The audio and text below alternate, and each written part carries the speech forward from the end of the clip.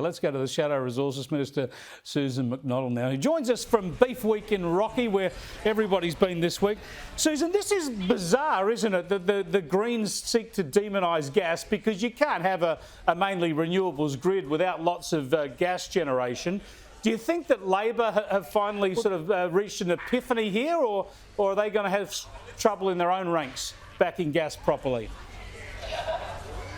Well, Chris, you've got to wonder who's running the show if the Greens feel so emboldened to make these sort of absolutely ridiculous comments, because you're absolutely right.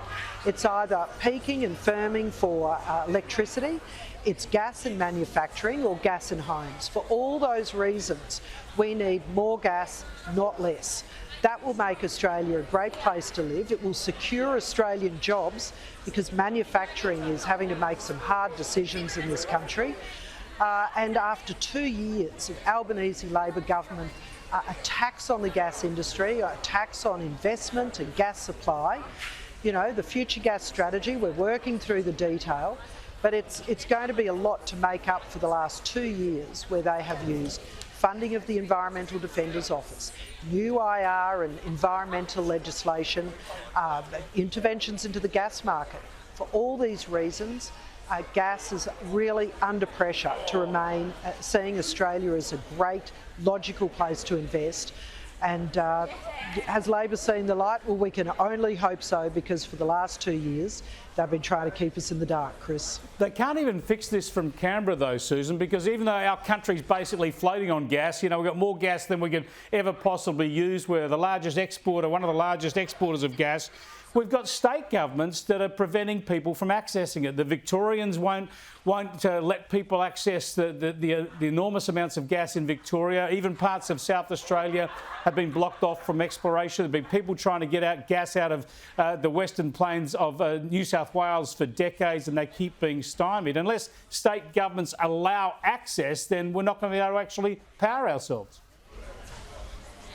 Well, we're back to where I started. Who is running this show, Chris?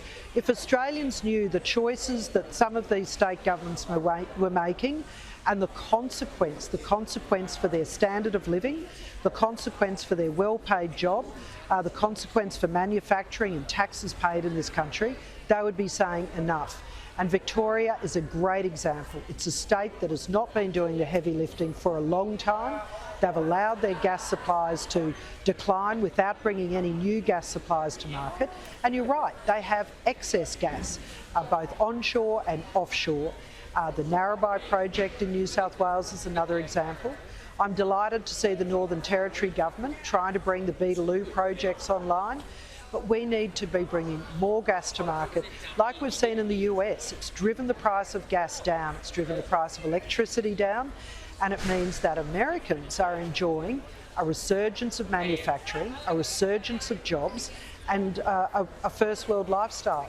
We are jeopardising all of that with the kind of crazy policies that Labor has had in place for 2 years. And of course, I mean Labor federally and Labor at a state level. So it's madness. It's more of this.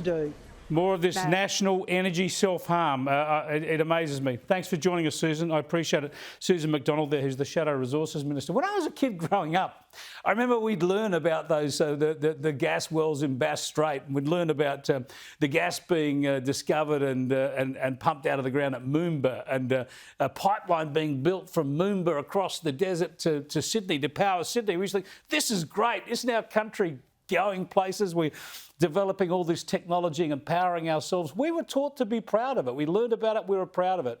Now we just want to do ourselves harm on energy at every turn until we're stuck sitting in the back blocks burning our scraps, I suppose.